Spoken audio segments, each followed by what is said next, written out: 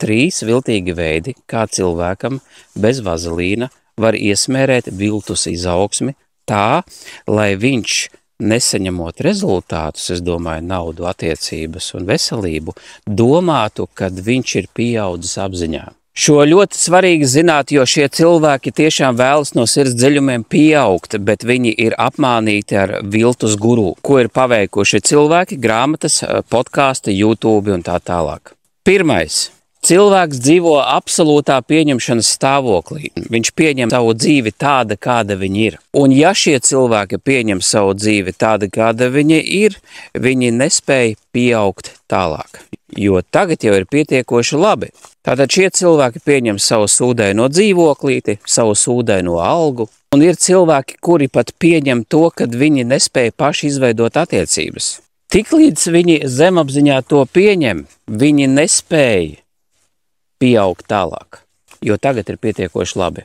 Otrais, ja cilvēki izturās tā, it kā viņiem būtu kronis galvā, un viņi pārzinātu absolūti visu, gan kosmiskās programmas, vai zeme ir apaļa vai plakana.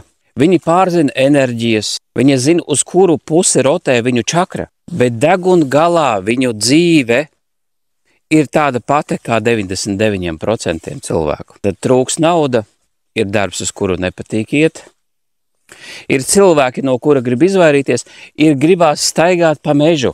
Ar cilvēkiem būt tā nav mana vide. Un, lai notiktu jebkāda izaugsme, šis kronis būs jānoņem, būs jāsaprot, kad es nespēju paveikt, es esmu nespējīgs šajā te vidē, ko sauc par zemi. Ar savu fizisko ķermeni es nespēju materializēt. Un visums jums to parāda. Un jūs to redzat. Tikai šie viltus guru jums iestāsta, ka tas ir viss labi, ka tas ir viss pareizi.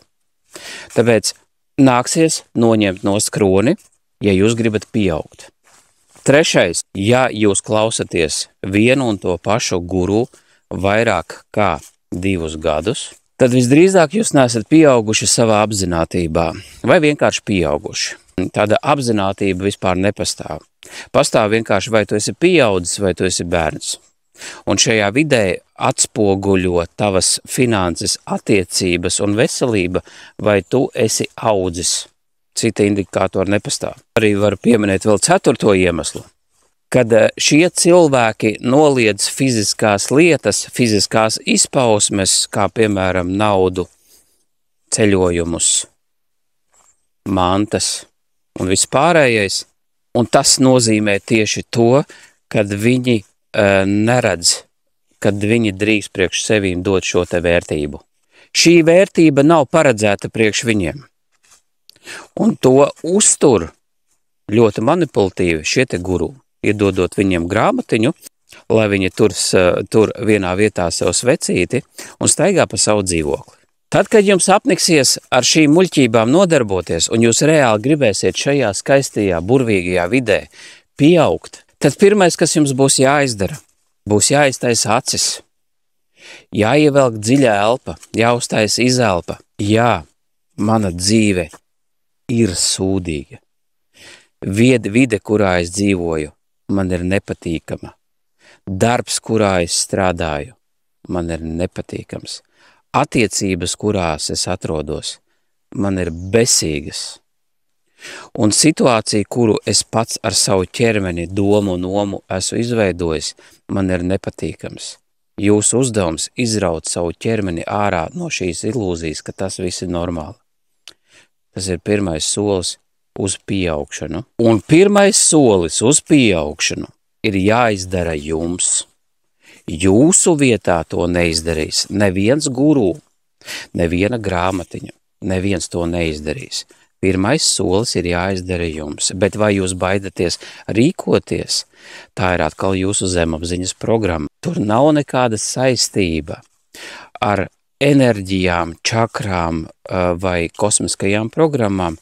Jūsu zemapziņā, jūsu ķermenī ir lejupielādīta programma, kura strādā, lai jums būtu fobija uz rīcību, lai jums būtu fobija no cilvēkiem, lai jūs gribētu domāt tā, ka jums gribās no šiem cilvēkiem atbrīvoties. Tūlīt paskaidrošu vēl pa ezotērisku. Tātad, tad, kad jūs mūkat no cilvēka, jūs esat pastāvīgā ciešanas stāvoklī. Ciešanas ir tas, ko patērē dēmoni, vai tā kā jūs to saucat eņģeļi. Viss ir sagriezts otrādāk. Un te nu mēs esam atbraukuši. Ārprāts. Laiks ir pazaudēts. Visas šīs zināšanas, ko es esmu ieguvis par čakrām, kādos virzienos viņās griežās, kā viņas tiek savienotas, kurā vietā tieši ir mezgls savienojumam, par visādiem dvīņu uguņiem. Ja jūs gribat pārliecināties, vai jūs konkrēti esat ar savu situāciju iekrituši šajos slazdos, tad aicinu jūs uz konsultāciju.